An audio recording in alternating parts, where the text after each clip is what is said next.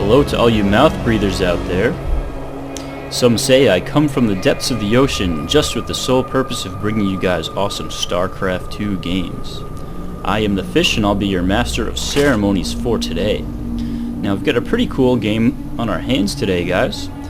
Actually, the two players that we have here, spawning in the left-hand corner, is Complexity's CoLrsvp. Now, CoLrsvp, we all know, is playing Protoss, but he's from North America, and Team Complexity very well known in the community. I see Katz's stream all the time, and hopefully we're going to get a good show today. Now, his opponent is going to be iSTop, spawning close by air as the blue Zerg. Now, iSTop I have not seen play before, but I do know that he is a Masters level Zerg. And I don't know what tournament this series was played in, but I know it's a best of 3. And the map today is going to be Metalopolis. Now, I'm really actually quite glad that they put this back into the map pool. They were going to take it out for a while. In fact, it wasn't in there last season, but it's made a comeback. They removed the close spawn, so Blizzard essentially making the map more like the MLG version, and well, hopefully we'll get a pretty good game out of these two characters today. So it looks like iSTop is going to be going with a 15 pool build, not going to be going for that early expansion. Meanwhile, we do see CoLrsvp throwing his Forge down right away, so we should be seeing a Forge fast expand, and that Overlord will be there to spot this happening.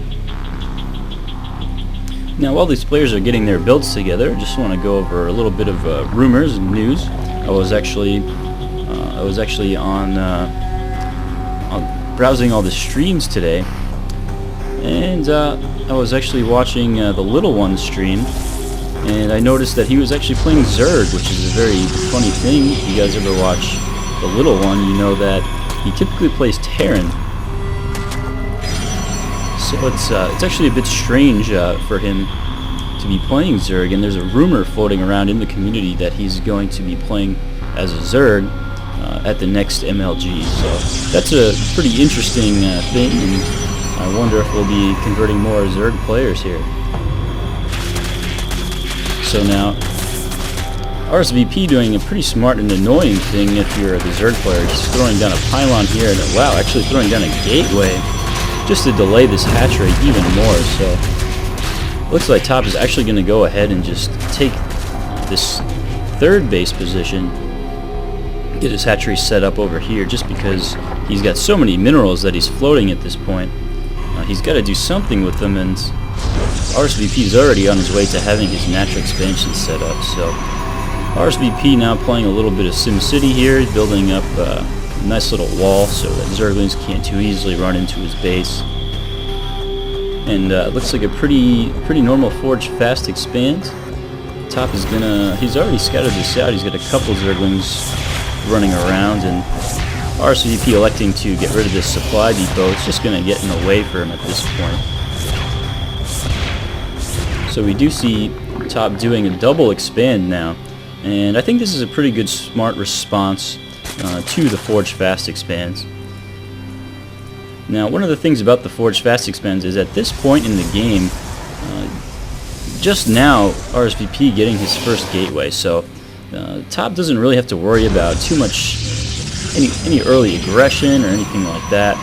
He's not going to have stalkers hitting his base or anything crazy like that. So really what he wants to do is get as many drones as he can, and he should be able to stay fairly close in terms of production.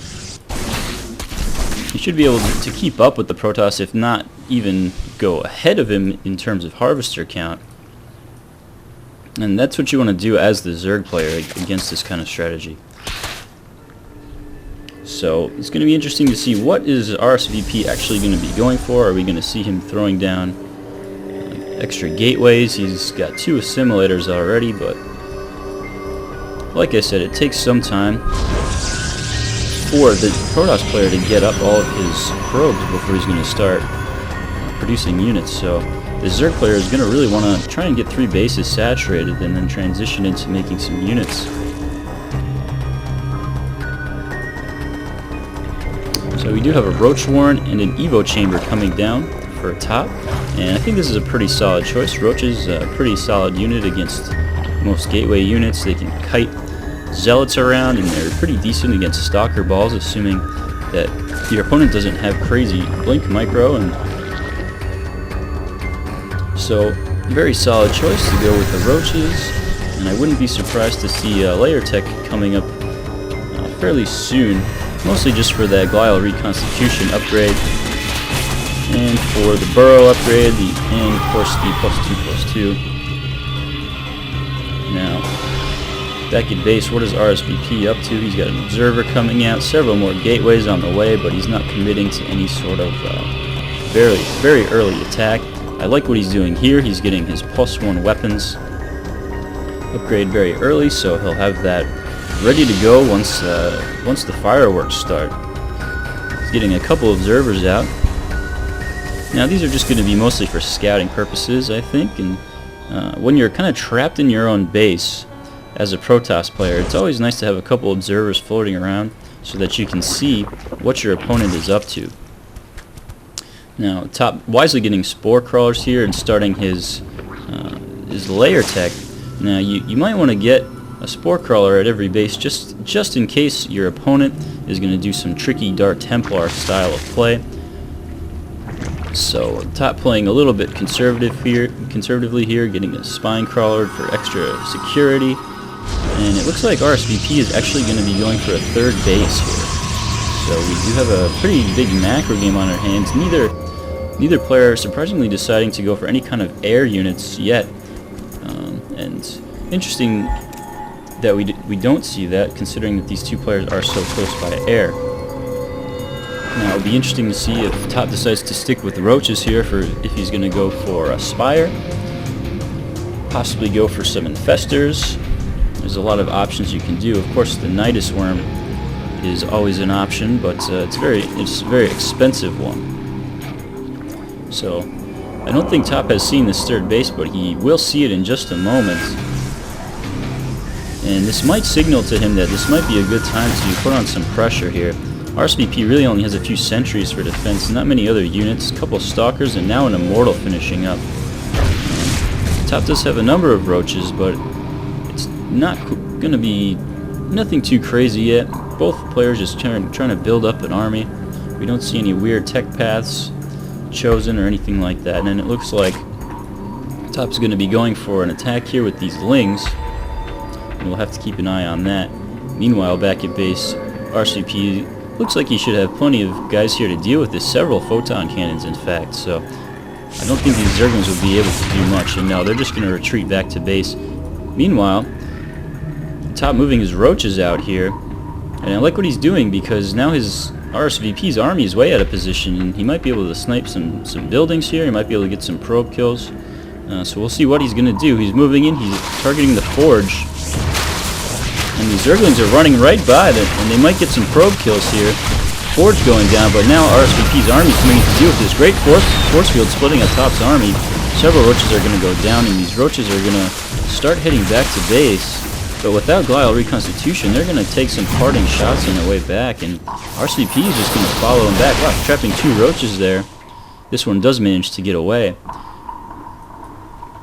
But lots of reinforcements back at base for Top. We do see that he's got a pretty nice supply lead. Now, both players about even on their harvesters. At this point, the Protoss player is starting to get a little bit ahead, and I think, yeah, as I just start thinking about that, Top does decide to take his 4th base, which is a pretty smart move.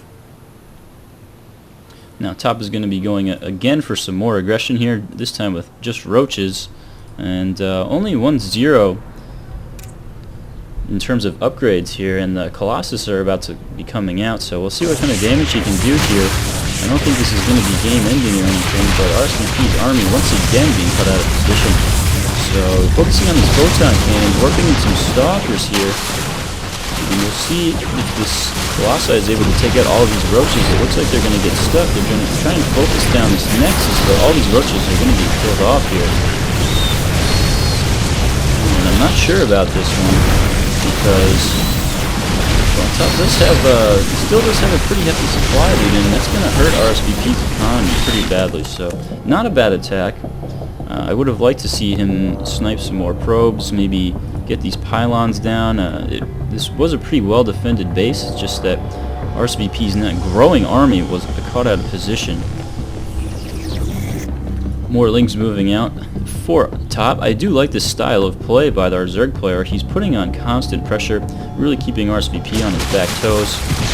We do see that RSVP's got a 4th base that was going down, but he's going to be forced to cancel it now. His army is moving to intercept these Lings here. We see the Thermal Lance and Blink and +2 upgrade on our way for our Protoss player. So this blob of units is going to get pretty scary pretty quickly.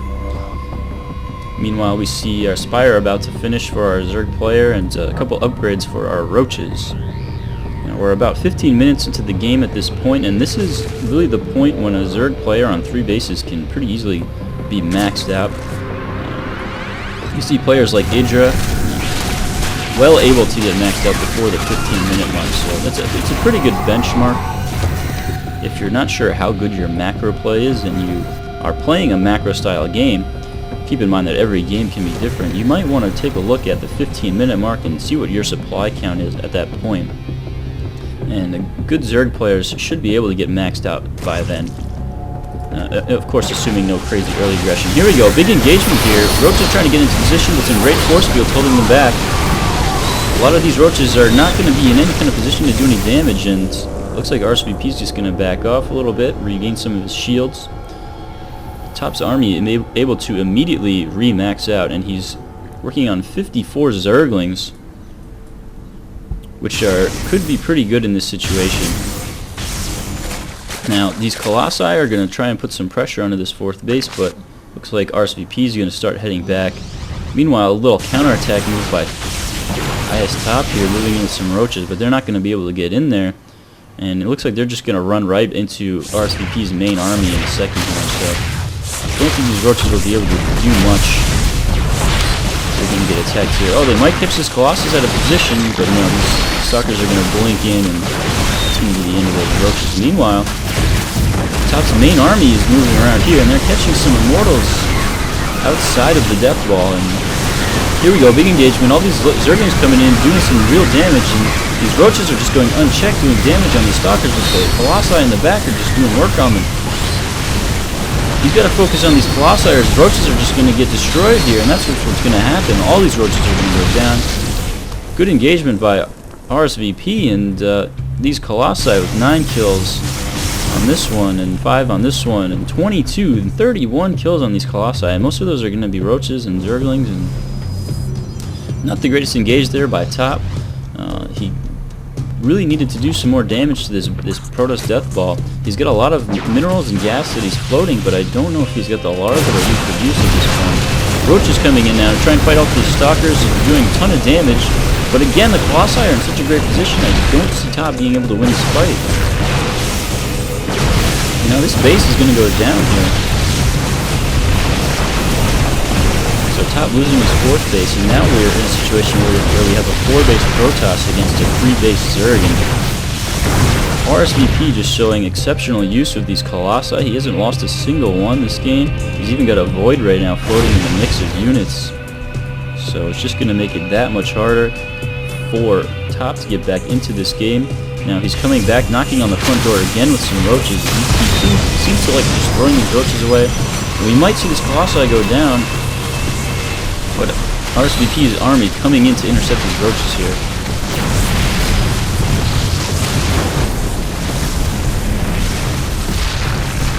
And this is a chaotic battle here, guys, but it looks like Top's Roaches are going to get caught right in the middle line. They're surrounded on all sides, and there is no escape from these Roaches. 5 Colossi now on the field. Still, none of them have gone down. These Roaches trying to make a retreat, but this is starting to look like it's going in RSVP's favor. Now, he's working on a 5th base, which is a wise choice, not just going in for the kill right away here. And Top's distance mining from his old 4th base, and his main is mined out, so At this point, we've got 3 mining bases for our Protoss and 2 for our Zerg, and as a Zerg player, you really want to be ahead of this. Here we go, another big engagement. Roach is coming in, trying to get these Colossi. They're not in the best position again, but they're able to just back off, and there's the GG from this top, or game, I guess. Single G, and man, that was an exciting game, and I feel like Top just didn't have the best engagements there, and CoLrsvp showed exceptional use of his Colossi there. You really can't let the Protoss take the high ground like that and just deal damage out to your roaches. It's just not going to work. So exciting game, guys. I hope you enjoyed, and we're going to move on to game 2. Thanks for watching.